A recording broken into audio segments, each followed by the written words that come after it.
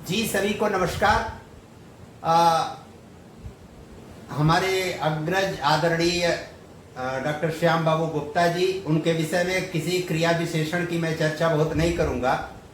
आदरणीय डॉक्टर श्याम बाबू गुप्ता जी उत्तर प्रदेश का प्रतिष्ठित महाविद्यालयों में से एक ब्रह्मानंद कॉलेज कानपुर के यशस्वी प्राचार्य डॉक्टर विवेक द्विवेदी जी और शिक्षकों की राजनीति में राष्ट्रीय स्तर पर अपनी ध्वज पताका फहराने वाले डॉक्टर विवेक द्विवेदी जी की सक्रियता और महाविद्यालय और शिक्षकों के हितों के लिए उनके कार्य सभी जानते हैं, परिचित हैं। हमारे अनन्य मित्र आत्मीय डॉक्टर विपिन कटियार जी और बहुत सारे नाम इसमें जो मैं देख पा रहा हूँ, बहुत सारे लोग उसमें परिचित हैं। कुछ लोगों को नाम सुना हूँ, कुछ लोगों को प्रत्यक्ष देख रहा हूँ। सबका अभिनंदन करते हुए मैं अपनी बात को करने की कोशिश करता हूँ। आप और हम सभी जानते हैं कि देश 1947 में आजाद हुआ। हम यह भी जानते हैं कि जब देश आजाद हुआ तो देश में सबसे पहले गुटनिरपेक्षता की नीति लागू की गई। देश में पहले मिश्रित अर्थव्यवस्था लागू की गई। देश में पंचवर्षीय योजना लागू की गई। लेकिन देश आजाद होने के 21 वर्ष तक आपके देश में किसी भी शिक्षा नीति को लागू करने, ले आने, चिंतन, विचार विमर्श करने की कोई आवश्यकता महसूस नहीं की गई। 1968 में पहली बार जिसकी योजना, रचना और प्लानिंग सारी चीजें लाल बहादुर शास्त्री जी ने किया था। 68 में इंदिरा गांधी ने राष्ट्रीय नई शिक्षा नीति देश में लाने का कार्य किया। उसका कितना प्रभाव पड़ा, कितना नहीं प्रभाव पड़ा, उसके मूल्यांकन का यहाँ विषय नहीं है। लेकिन 1986 में एक दूसरी नई शिक्षा नीति देश में लाई गई। 1992 में उदारीकरण, वैश्वीकरण और निजीकरण के प्रभाव के कारण उस शिक्षा नीति में व्यापक परिवर्तन करने की बात सोची गई और उस व्यापक परिवर्तन के बाद उसको नए सिरे से लागू करने का प्रयास किया गया। उसका भी कितना शिक्षा पर प्रभाव पड़ा, कितना प्रभाव नहीं पड़ा, उसके भी मूल्यांकन में हमको, आप सबको जाने की कोई बहुत आवश्यकता नहीं है। लेकिन अपनी जो पृष्ठभूमि है, उस पृष्ठभूमि का हमारे आप सबके ऊपर प्रभाव पड़ता ही है और प्रभाव से हम अछूते नहीं रह सकते। उसके जो सकारात्मक आयाम है उससे भी हम प्रभावित होते हैं, उसके जो नकारात्मक आयाम है उससे भी हम प्रभावित होते हैं।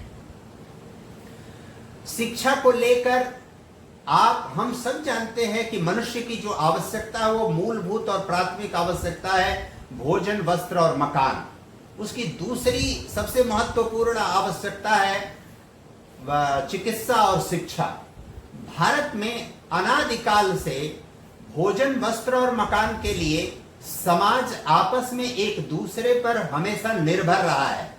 समाज में जो सक्षम वर्ग रहा है, समाज के कमजोर वर्ग को भोजन, वस्त्र, मकान की चिंता करता रहा है। हमारे गांव में, हमारे पड़ोस में, हमारे मोहल्ले में कोई व्यक्ति बिना भोजन के नहीं रहना चाहिए। हमारे जिले में कोई व्यक्ति भोजन के बिना, वस्त्र के बिना, मकान के बिना नहीं रहना चाहिए। और आज भी बहुत व्यापक रूप में इस पद्धति को लोग अपनाते हैं, लोग व्यवहार करते हैं और तदनुसार अपना योगदान समाज में देते हैं। भोजन, वस्त्र, मकान के लिए कभी भी सामान्य लोग या भारत की जनता देश पर यानी सरकारों पर और व्यवस्था पर निर्भर नहीं रहती रही है। हमारे देश में देश आजाद होने के बाद पंचवर्षीय योजनाओं के माध्यम से हमने भोजन, वस्त्र, मकान की व्यवस्था करना अपनी सर्वोच्च प्राथमिकता समझ लिया और तदनुसार हम अपना कार्य व्यवहार करने लगे।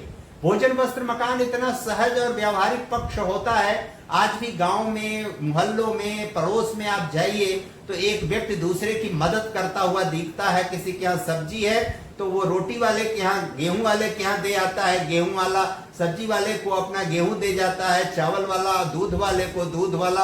आज भी हाट बाजार में, गांव में जाइए तो ये वातावरण साफ साफ दिखाई पड़ता है। और इसके लिए कोई भी गांव में व्यक्ति भोजन बिना, वस्त्र बिना, मकान बिना नहीं रहता था। यह स्वपोषित व्यवस्था थी और इसी को हम परस्पर निर्भरता कहते हैं। और इसी परस्पर निर्भरता के कारण किसी भी समाज और किसी भी राष्ट्र में आत्मनिर्भरता का वातावरण बनता है। आत्मनिर्भरता स्वयं में कोई संकल्पना नहीं है, स्वयं में उसका कोई अस्तित्व नहीं होता, क्योंकि किसी भी समाज और किसी भी राष्ट्र में सब कुछ आत्मनिर्भर, किसी भी परिवार, किसी भी व्यक्ति, किसी भी संस्था, किसी भी समाज के लिए 100% होती नहीं, संभव नहीं है। सब कुछ एक जगह उत्पादन हो, एक जगह व्यवस्थित हो जाए, ये कभी संभव नहीं है। इसलिए परस्पर निर्भरता ही आत्मनिर्भरता होती है, और इस परस्पर निर्भरता का वातावरण, इस परस्पर निर्भरता का वायुमंडल, इस परस्पर निर्भरता का अभ्यास भारतीय समाज में आरंभ से रहा है, और उस आरंभ से रहने के कारण व्यक्ति की मूलभूत आवश्यकता के लिए उसको कभी सरकार की तरफ या किसी ऐसी व्यवस्था की तरफ नहीं देखना पड़ा जिस पर वो आश्रित होकर प्रतीक्षा करती रहे, और उस प्रतीक्षा का परिणाम कई बार उसका प्राण जाने के बाद प्राप्त होता रहे। देश आजाद होने के बाद भोजन वस्त्र मकान के दायरे में व्यक्ति को इतना सिमटा दिया गया, इतना उसको बोझिल बना दिया गया कि आप इतने तक ही सीमित रहिए जिससे आपकी वास्तविक लौकिक और पारलौकिक प्रगति हो सकती है, जिससे आप दर्शन को, ज्ञान को, विद्या को, प्रज्ञा को, विज्ञान को समझ सके, जान सके, अपनी और अपने समाज की प्रगति कर सके। वहां जाने के लिए हमको मार्ग नहीं दिखाया गया। देश आजाद होने के बाद जो अंग्रेज 1947 से पहले चाहते थे, 1947 के बाद भाग्य या दुर्भाग्य से वही परिस्थिति बना के रखी गई हमारे देश में। और जो चिकित्सा और शिक्षा सबसे महत्वपूर्ण आयाम है जिसके कारण कोई देश या समाज आगे बढ़ता है और उसकी तीव्र प्रगति होती है, वह कोई सकारात्मक कंट्रीब्यूशन करता है, योगदान करता है। इस दृष्टि से हमको 2020 की राष्ट्रीय शिक्षा नीति को ग्रहण करना चाहिए, स्वीकार करना चाहिए और मानना चाहिए। इसको सहजता से, सरलता से और सकारात्मक रूप से स्वीकार करने का यह भी एक कारण है कि अब तक इतने व्यापक और इतने सोची समझी रणनीति के तहत इतना व्यापक 2015 से 20 तक लगातार 5 वर्ष तक समाज के स्तर पर, शिक्षण संस्थाओं के स्तर पर, देश के विभिन्न स्तरों पर देश में आयोजित होने वाले इस पर सेमिनार, डिबेट और डिस्कशन में 7 जगह स्वयं सरकार की तरफ से मैं आमंत्रित था और उसमें मैंने प्रतिभाग किया था। हजारों की संख्या में, लाखों की संख्या में लोगों ने अपने मंतव्य दिए, अपने सुझाव परामर्श दिए, और उन सब के बाद यह नया राष्ट्रीय शिक्षा नीति हम सबके सामने आई है। इतना व्यापक सोच, इतना व्यवस्थित सोच और इतना सब कुछ के बाद यह जो राष्ट्रीय शिक्षा नीति इतने चिंतन के बाद आई है, उसका हमको स्वागत करने का पर्याप्त कारण और आधार इसलिए है क्योंकि इतना योजनाबद्ध तरीके से अब तक कोई प्रयास ही नहीं हुआ है। और यह जब व्यवस्थित प्रयास हुआ है तो सब कुछ अच्छा हो, यह पहले ही और युक्ति संगत प्रयास में कभी संभव नहीं होता। बहुत सारी इसमें खामियां और कमियां हम आप सब गिना सकते हैं, उसकी व्यावहारिक दिक्कतें और परेशानियों की भी हम सब आप चर्चा कर सकते हैं, लेकिन अधिकतम और बहुतायत चीजें इसमें अच्छी हैं और आगे का हमारा जो रास्ता है उस रास्ते को सुगम और सुंदर बनाती हैं। इस दृष्टि से हमको राष्ट्रीय शिक्षा नीति को ग्रहण करने को और स्वीकार करना चाहिए। हम उच्च शिक्षा से जुड़े हुए अधिकांश लोग हैं, हम सभी जानते हैं सृष्टि में, प्रकृति में, व्यवस्था में कभी भी कोई तत्व, जीव, पदार्थ या व्यवस्था, योजना, रचना ऐसी नहीं होती जिसमें सब कुछ अच्छा हो। कुछ भी ऐसा नहीं होता जिसमें सब कुछ बुरा हो, लेकिन जो तुलनात्मक रूप से जिसमें अधिकतम अच्छाई होती है उसको स्वीकार करके और उसके आधार पर आगे बढ़ने की नीति और रीति पर हमको आप सबको चलना चाहिए। पहली बार एक ऐसी राष्ट्रीय शिक्षा नीति हमारे देश में आई है जिस राष्ट्रीय शिक्षा नीति में भारत केंद्रित शिक्षा प्राप्त करने, ग्रहण करने, उस दिशा में सकारात्मक रूप से चलने तक ही नहीं बल्कि वैश्विक स्तर पर जितनी भी प्रकार की चुनौतियां हैं, जितने भी प्रकार की समस्याएं और संकट हैं और उसमें भारत देश का जितना बड़ा योगदान हो सकता है उसके प्रतिस्पर्धा में शामिल होने लायक भी हमको बनाने की योजना इस राष्ट्रीय शिक्षा नीति में है। दुनिया में आप सब देख रहे हैं और मैं इसका प्रत्यक्ष साक्षी हूं कि 16 से 23 फरवरी 2020 में ही मुझे बीजिंग में एक बहुत बड़े यूएनओ के कॉन्फ्रेंस में 2 लेक्चर के लिए जाना था, लेकिन इसी कोविड-19 के कारण वो कॉन्फ्रेंस स्थगित हो गई। और कॉन्फ्रेंस स्थगित ही नहीं हुई, बल्कि उसके विषय में जो सूचनाएं प्राप्त हुई वो सूचनाएं बहुत ही दुखी और परेशान करने वाली थी। और दुखी और परेशान करने वाली इसलिए थी क्योंकि भारत देश जहां संसाधनों की लोग कमी बताते हैं, अवस्थापनात्मक सुविधाओं की लोग कमी बताते हैं, उस देश में आज भी अमेरिका जैसे देश में जहां 4.5 लाख से अधिक लोग कोविड के नाते चले गए, अपने देश में अमेरिका की 4 गुनी जनसंख्या होने के बाद भी अभी अपने देश में 40,000 जाने नहीं गई हैं। यह अपना सकारात्मक पक्ष है। एक जान जाना भी बहुत कष्टकारक, बहुत पीड़ादायक है, लेकिन इस विपदा में, इस आपदा में, इस महामारी में, वैश्विक समस्या के जिस गर्त में हम फंसे हुए थे, उस गर्त से निकलने का जो मार्ग है वह भारत ही देता है। भारत केंद्रित शिक्षा देती है, भारत केंद्रित व्यवस्था देती है। भारत केंद्रित व्यवस्था इस अर्थ में कि पहली बार हम अपने मातृभाषा में, भारतीय भाषा में शिक्षा ग्रहण कर पाएंगे। भारतीय भाषा में शिक्षा ही नहीं ग्रहण कर पाएंगे, बल्कि उस दृष्टि से उसका व्यवहार और विचार कर पाएंगे। कस्तूरी रंगन जी से इस प्रकरण में मेरी एक बार की भेंट है और 10-12 मिनट उनसे बात हुई। उस बातचीत में एक तथ्य जो उन्होंने रहस्योद्घाटन किया वो बहुत ही प्रेरणादायी है हम सबके लिए। और इस आधार पर उन्होंने कहा कि भारत केंद्रित शिक्षा का आरंभ ही यहां से होता है कि हम भारतीय भाषाओं में शिक्षा का आरंभ करें। क्यों? क्योंकि दुनिया में 1000 जो इंटरप्रेन्योरशिप यानी उद्यमिता विकास के कार्यक्रम चलते हैं, यदि उनका आंकड़ा लिया जाए तो आउट ऑफ 1780 इंटरप्रेन्योरशिप के जो जितने प्रोग्राम होते हैं, जितने कार्यक्रम हैं, वो केवल 3 देशों से आते हैं। उसमें चाइना है, जापान है और कोरिया है। 780 1000 में से केवल यही 3 देश हैं जो विकास के मानदंड, रास्ते, तरीके और टेक्नोलॉजी वाइज हमको अपडेट करते हैं, दुनिया को अपडेट करते हैं। ये तीनों ऐसे देश हैं जो अपनी मातृभाषा, अपने देश की भाषा से किसी भी कीमत पर कोई समझौता नहीं करते, किसी भी कीमत पर कतई कोई समझौता नहीं करते। और मैं उसका साक्षी हूं कि भारत के दूतावास ने, जो चीन का दूतावास हिंदुस्तान में चाणक्यपुरी में है, दिल्ली में, उस दूतावास ने मुझे वीजा देने के लिए जो आयोजकों ने निमंत्रण पत्र भेजा मुझे, वो 5 बार बदलवाया। और 5 बार जब बदलवाया तो उसमें अंतिम बार बदलवाना इतना रुचिकर है और इतना इंटरेस्टिंग है इस राष्ट्रीय शिक्षा नीति की दृष्टि से कि जो आयोजक थे, उन आयोजकों में चेयरमैन और सेक्रेटरी, इन दोनों के का जो हस्ताक्षर था उस पर, वो अंग्रेजी में था हस्ताक्षर आमंत्रण पत्र पर। भारत में जो चीन का राजदूतावास है, उसने कहा कि आप उनसे ये कहिए कि जब तक चाइनीज में वो अपना हस्ताक्षर करके नहीं भेजेंगे, तब तक हम आपको वीजा नहीं देंगे जाने के लिए।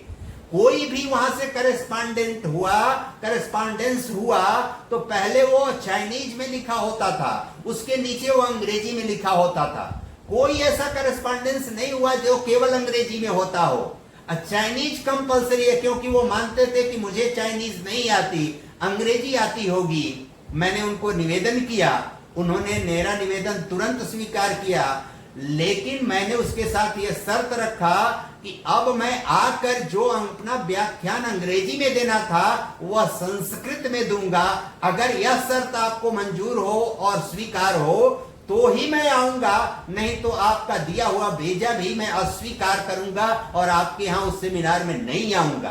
3 बार उसका जवाब सवाल होने के बाद उन्होंने कहा ठीक है, मैं संस्कृत से भी ट्रांसलेशन की यहाँ ऑटो अपडेटेड सिस्टम डेवलप कर दूंगा, लेकिन आप आइए। इतने आग्रह के बाद उन्होंने उसको स्वीकार किया। भाषा के दृष्टि से यह बहुत बड़ा योगदान है। शिक्षाविद सभी हैं इसमें जो बातें सुन रहे हैं, डिस्कशन और चर्चा कर रहे हैं। शिक्षा की दुनिया में जितने भी सिद्धांत हैं, वो सभी सिद्धांत एक स्वर से कहते हैं कि व्यक्ति का सर्वांगीण, व्यवस्थित और सुंदर विकास तभी होता है व्यक्तित्व का सुंदर विकास तभी होता है जब वह अपनी मातृभाषा में शिक्षा ग्रहण करे, मातृभाषा में ही शिक्षा न ग्रहण करे बल्कि मातृभाषा के माध्यम से ही दूसरी भाषा को सीखने का प्रयास करे। जब तक आपकी मातृभाषा ठीक ठीक नहीं आएगी आपको, तो आप दूसरी भाषा भी ठीक ठीक नहीं सुन सकते, समझ सकते, जान सकते। वेबिनार में दिया गया समय सीमित है, इसलिए कुछ जरूरी बातों की ही चर्चा करके मैं अपनी बात पूर्ण करूंगा। पहली बार ऐसा हुआ है कि स्कूली शिक्षा जो 12वीं तक की शिक्षा है, आरंभ से और 12वीं तक की, पहले वह 2 भागों में बांटकर शिक्षा दी जाती थी। अब 5 चरणों में, क्योंकि जो विद्यार्थी है, जो छात्र है, जो बच्चा है, वो 1 से 3 वर्ष की आयु तक उसका मनोविज्ञान, उसका शारीरिक सौष्ठव का विकास अलग तरीके से होता है। 3 से 8 वर्ष तक की आयु में अलग तरीके से होता है। 8 से 11 वर्ष की आयु में अलग तरीके से होता है। 11 से 14 वर्ष की आयु में अलग तरीके से होता है। 14 से 18 वर्ष की आयु में अलग तरीके से होता है। उन सभी स्तरों पर हमको चेक एंड बैलेंस की नीति अपनानी पड़ेगी। उनके मनोविज्ञान, उनके शारीरिक बनावट, संरचना, मानसिक क्षमता, योग्यता के अनुसार हमको व्यवहार करना पड़ेगा, हमको नीति देनी पड़ेगी, हमको रणनीति बनानी पड़ेगी। तब हम उसका व्यवस्थित और सुंदर और दूरगामी विकास उस बच्चे का, जो हमारा कल का भविष्य है, उसके लिए तय कर पाएंगे। पहली बार इस शिक्षा नीति में स्कूली शिक्षा को व्यवस्थित स्वरूप प्रदान करते हुए इसकी चर्चा की गई है। पहली बार क्लस्टर यानी एक पूरा नेटवर्क बनाकर व्यवस्था शिक्षा की करने की बात की गई है कि कहीं एक स्थान पर विभिन्न प्रकार की शिक्षा देने वाले तंत्र विकसित होंगे। वो तंत्र आपस में एक दूसरे का सहयोग करेंगे, एक दूसरे को शिक्षकों के स्तर पर, संसाधनों के स्तर पर, लैब के स्तर पर, प्रयोगशाला के स्तर पर, लाइब्रेरी के स्तर पर एक दूसरे को सहयोग करेंगे। और वो सहयोग ही नहीं करेंगे, मान लीजिए किसी विद्यालय में विज्ञान की अधिक पुस्तकें हैं तो दूसरे विद्यालय के विद्यार्थियों को वहां पढ़ने की छूट होगी, अध्यापकों को वहां पढ़ने की छूट होगी। कहीं ह्यूमैनिटी के यानी साहित्य के या समाज विज्ञान के विषयों की लाइब्रेरी बहुत सशक्त है, तो वहां पर आप उनको सुविधा वो प्रदान करेंगे कि वो जाके वहां लाइब्रेरी का अध्यापकों की सुविधा प्राप्त कर सके और अपना बेहतर विकास कर सके। पहली बार इसमें जितने भी वित्त पोषित और स्ववित्त पोषित संस्थान हैं, उन सभी संस्थानों को अनुदान देने की बात पहली बार की गई है।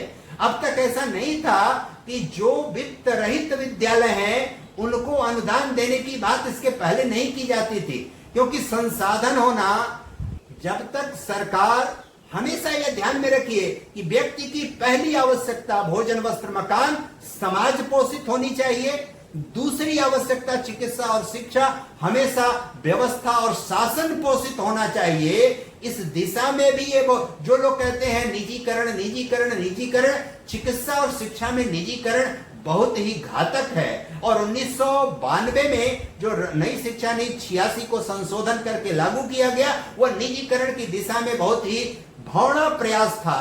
निजीकरण, उदारीकरण और वैश्वीकरण के चक्कर में, जिसको टीएन शेषन, तिरुवनल्लई नारायणन शेषन, भारत के पूर्व चुनाव आयुक्त कहते थे, लिबरलाइजेशन, प्राइवेटाइजेशन और ग्लोबलाइजेशन यह और कुछ नहीं, एलपीजी गैस है और इसकी वास्तविकता से कोई संबंध नहीं है। निजीकरण को दूर करने की दिशा में भी यह बहुत बड़ा प्रयास है, क्योंकि जब तक वित्त पोषित विद्यालयों में सरकार अनुदान नहीं देगी, उस पर अपना नियंत्रण नहीं रखेगी, तब तक वहां कर्मचारियों को, वहां शिक्षकों को, वहां योग्य लोगों को ठीक वेतन देने का दबाव नहीं दे सकती, ठीक से उनको सुविधाएं देने का दबाव नहीं दे सकती, ठीक से उनको संयोजित करने का दबाव नहीं दे सकती। इस दृष्टि से दोनों को अनुदान देने की बात पहली बार की जा रही है।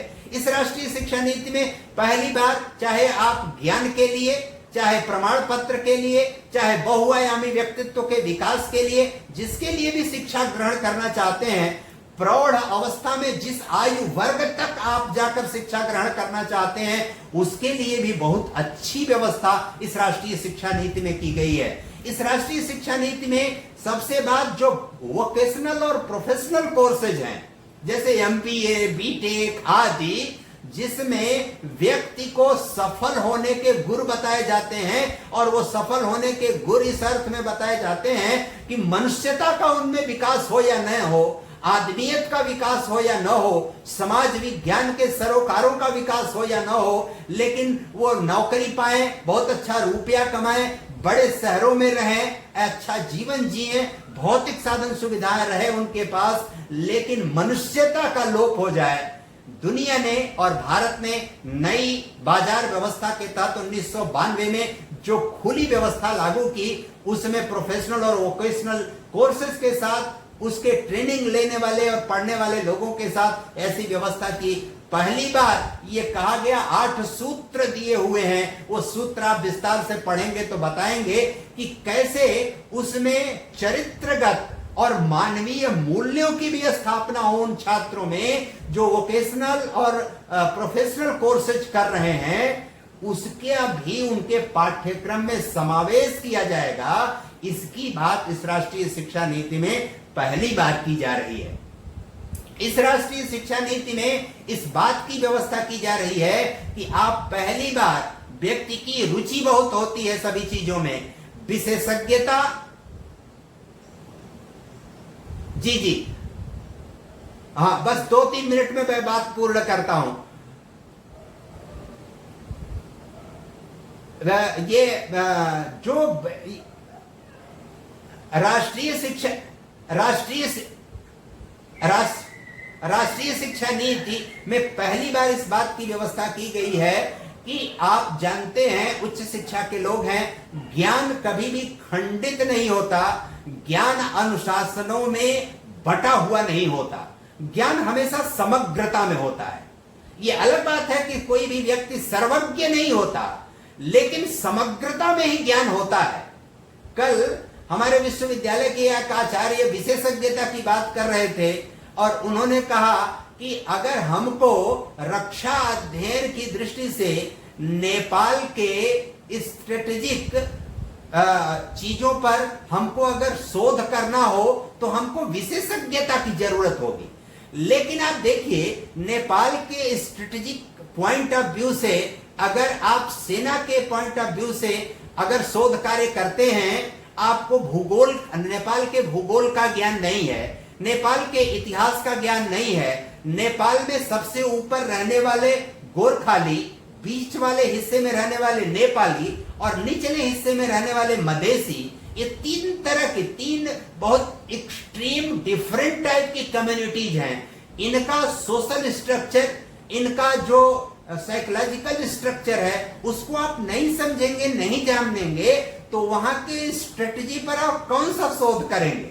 वहां के रिसोर्सेज के बारे में नहीं जानेंगे, वहां की जो सत्ता व्यवस्था है, राजनीति है, उसको नहीं जानेंगे तो आपके स्पेशलाइजेशन का क्या मतलब होगा? आपका स्पेशलाइजेशन कभी भी ठीक निष्कर्ष पर नहीं पहुंचेगा। इसी नाते इस शिक्षा नीति में पहली बार जो अंतर विषयक शिक्षा है, मल्टी डिसिप्लिनरी अप्रोच है, उसको बहुत फोकस किया गया है, बहुत ध्यान दिया गया है कि किसी भी स्तर पर आप अपने डिसिप्लिन को, आप अपने अनुशासन को परिवर्तित कर सकते हैं, कहीं भी शिफ्ट कर सकते हैं। आप विज्ञान में हैं तो ह्यूमैनिटी में जा सकते हैं, सोशल साइंसेज में जा सकते हैं, आप लिटरेचर में जा सकते हैं, आप फिलॉसफी में जा सकते हैं। कहीं भी जाकर आप अपनी सर्वोत्कृष्ट प्रदर्शन, जिसमें आप बेहतर प्रदर्शन कर सकते हैं, क्योंकि जैसे जैसे व्यक्ति की आयु बढ़ती है, क्षमता योग्यता बढ़ती है और उस क्षमता योग्यता के विकास के कारण उसको कई बार थोड़ा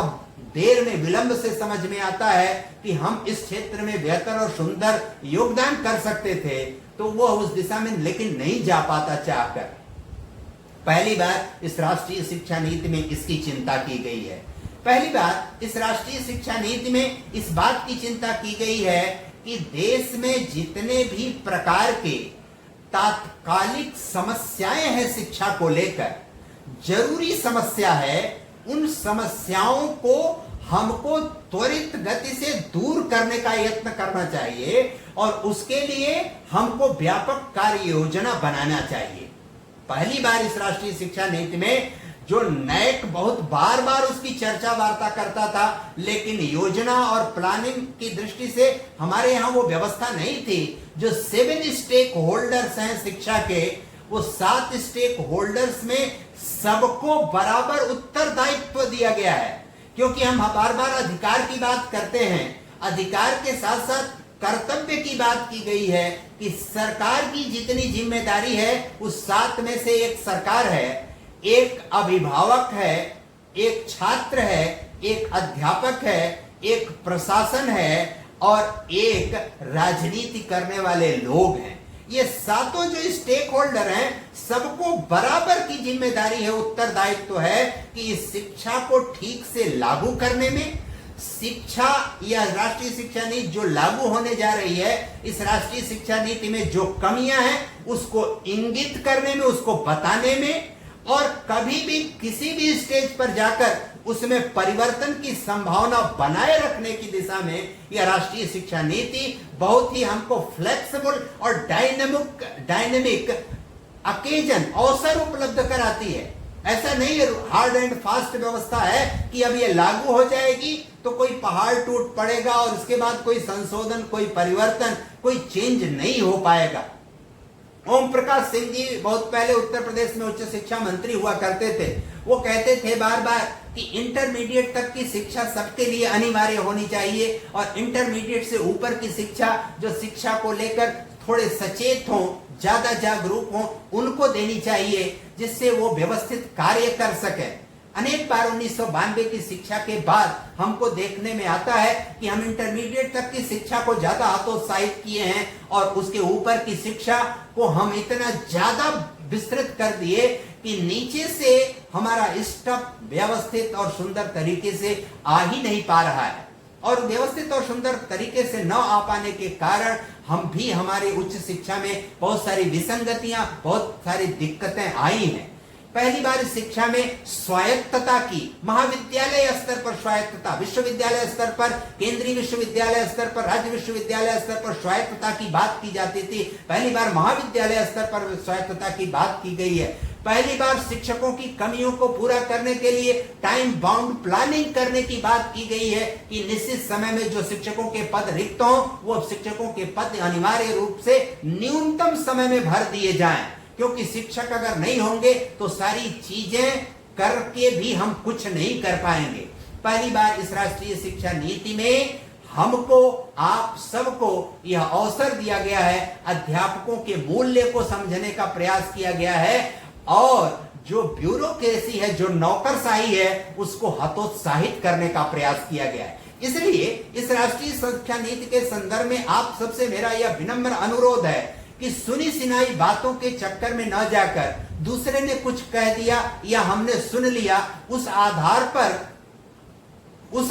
पर हम अपना ओपिनियन बनाने लगे, हम उसके आधार पर टीका टिप्पणी करने लगे, यह हमको नहीं करना चाहिए। स्वयं से विस्तार पूर्वक उसको एक एक पॉइंट को पढ़ना चाहिए, जानना चाहिए, विचार करना चाहिए। हो सके तो मित्रों से या अपने से जो वरिष्ठ लोग हैं, जिनको हम आप समझते हैं कि वो बेहतर सूचना रखते हैं, बेहतर व्याख्या दे सकते हैं, उनसे हमको चर्चा वार्ता और डिस्कशन करना चाहिए, वास्तविकता में जाना चाहिए। जो कमियां हैं उन कमियों को भी रेखांकित करना चाहिए, उन कमियों को नोट करके रखना चाहिए। उचित फोरम पर उन कमियों को हम प्रेषित कर सकते हैं। नहीं कुछ तो आप हमें बता सकते हैं, मैं आपकी बात किसी भी स्तर पर किसी को पहुंचा सकता हूं, निवेदन कर सकता हूं, अनुरोध कर सकता हूं। उन कमियों को भी हमको दूर करने का प्रयत्न करना है।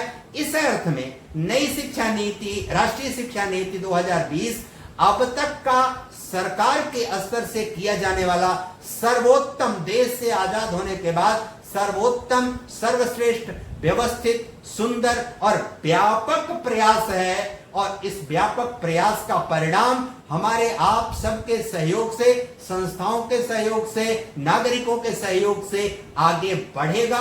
हम सबका हित भी सुरक्षित होगा, हमारे आने वाली पीढ़ी का हित सुरक्षित होगा और हम बेहतर योगदान कर पाएंगे आगे आने वाले समय में, जिसमें ये 2040 तक की इसमें योजना है। उसके पहले भी बहुत सारे इसमें संशोधन आपके हमारे चाहने के और हमारे आग्रह और निवेदन पर किए जाएंगे, उसकी चर्चा वार्ता की जाएगी। इसकी एक सीमा है, शायद मैं सीमा का और समय सीमा का अतिक्रमण कर चुका हूं। हमारे बीच श्याम बाबू गुप्ता जी हैं, उनको भी हम सबको सुनना है। आप सबसे इतना निवेदन करते हुए अपनी बात पूर्ण करता हूं। बहुत बहुत धन्यवाद, नमस्कार। विपित्ति जी लगातार हमको घूर कर देख रहे हैं, उनसे क्षमा चाहते हुए मैं अपनी बात पूर्ण करता हूं। बहुत बहुत धन्यवाद।